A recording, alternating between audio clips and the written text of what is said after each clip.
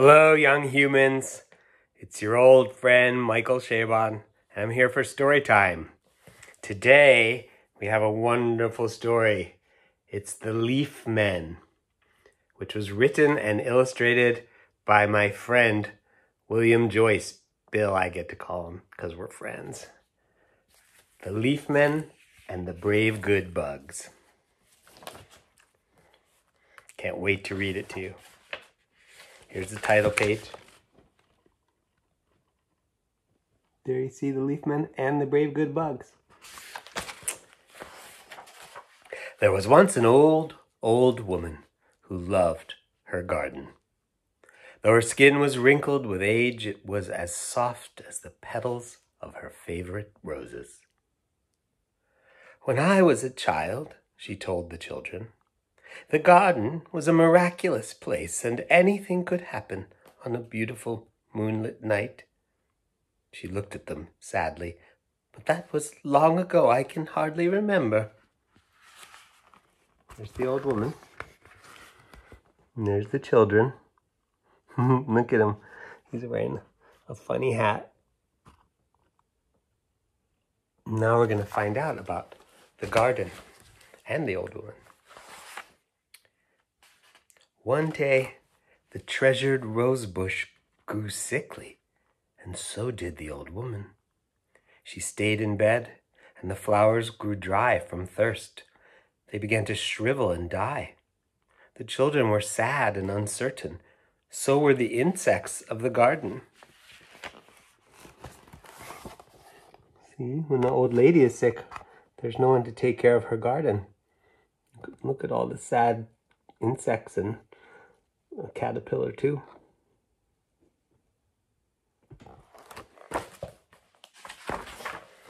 The crickets serenaded the old lady. That means they played music for her. Cricket music. The fireflies wished her well, but she would not wake. Her dreams were fitful and filled with things from long ago. She grew weaker and weaker. The garden was in peril. Here she is in bed. And here's the crickets serenading her, and here are the fireflies, and they spell out, their glowing parts are spelling out, get better.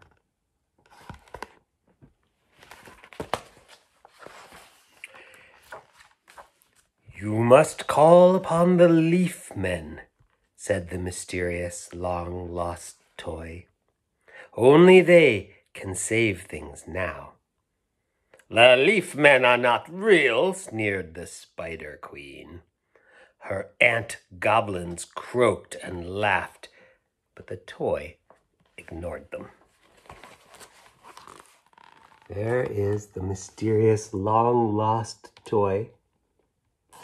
That's a man in a tuxedo. And there's the spider queen, and there's her ant goblins. They're the bad guys. The long lost toy is a little toy that got lost in the garden a long time ago. I wonder who lost it. What do you think? To call the leaf men, the toy explained, one must climb the highest tree, and as the full moon touches the topmost branch, sing out low and sure, leaf men, we are in need. The insects had never known the toy to speak. For countless days and nights he lay silently in the grass, lost and forgotten. His mystery had never been solved. See? There's the lost toy.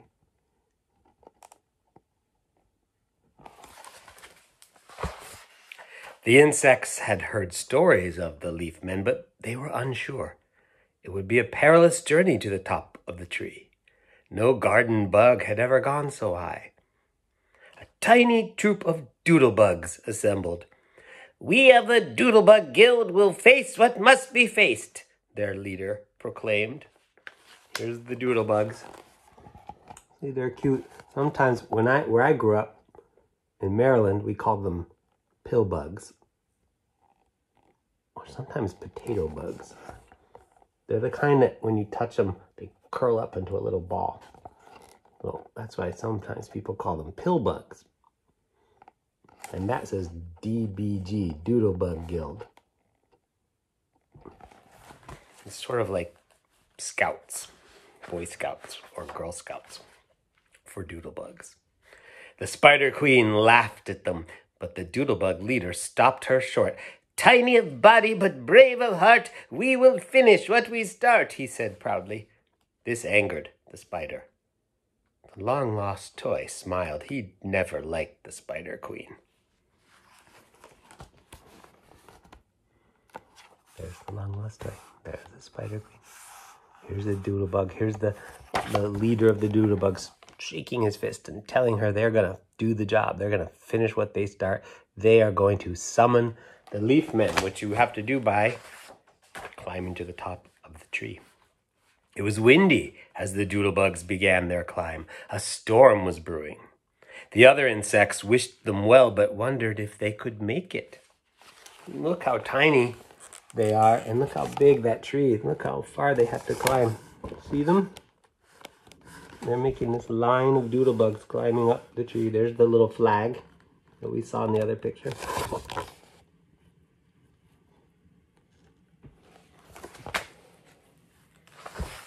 Night fell as they journeyed ever upward. The moon appeared through swiftly moving clouds. The wind grew stronger, but the doodlebugs were not afraid. They chugged along, racing with the moon to the top of the tree, a tiny train of brave, good bugs. See? There they go. There's their flag. There's the moon, smiling at them.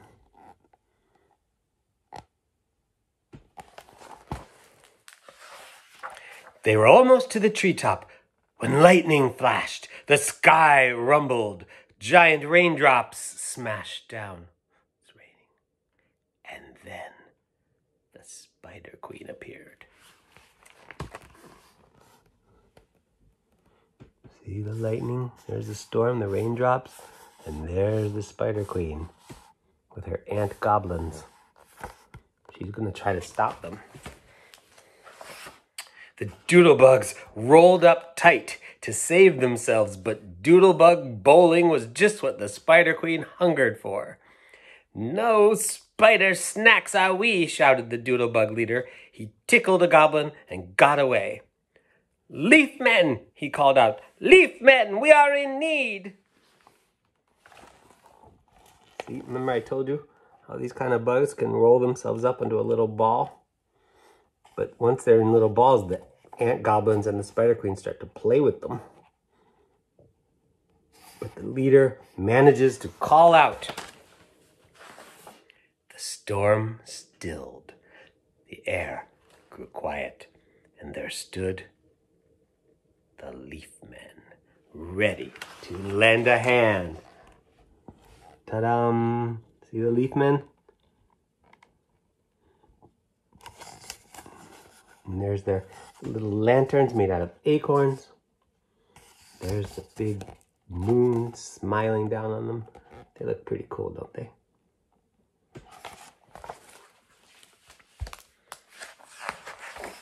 From branch to branch, the battle raged.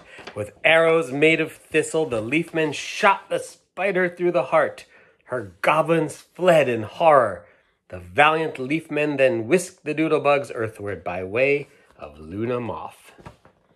So, there's a fight between the leaf men and the Spider Queen.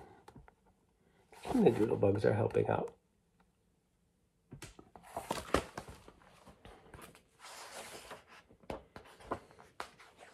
The leaf men were gardeners of a grand and elfin sort.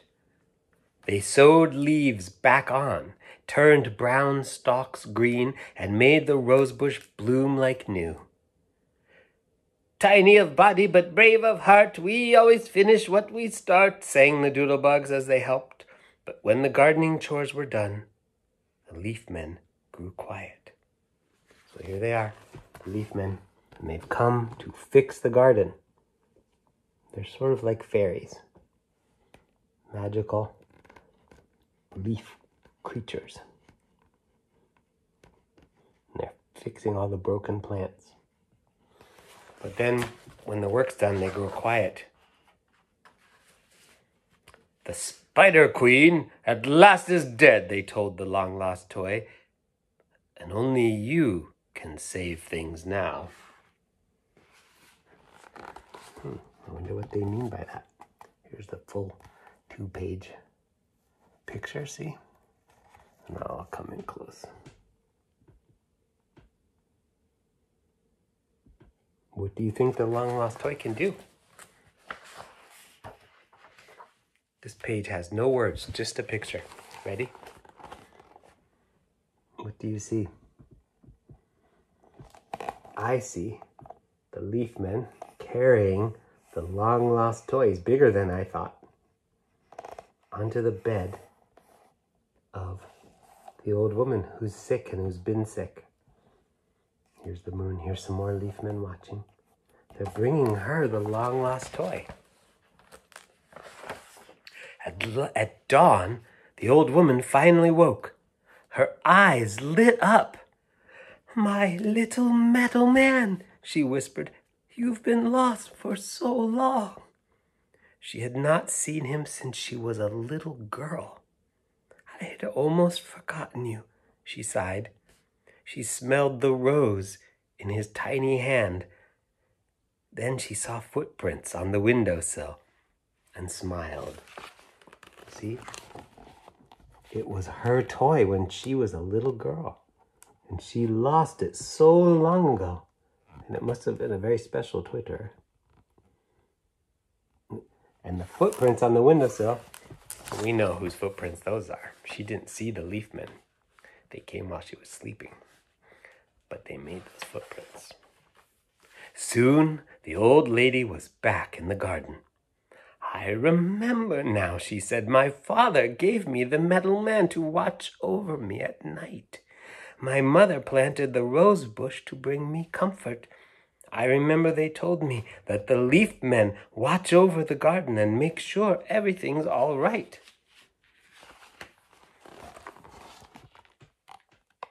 There she is telling her kids. Her grandchildren, I suppose. She's showing them pictures in an old photo album. "Is that true?" asked the boy. He means about the leaf men. She smiled and hugged them both.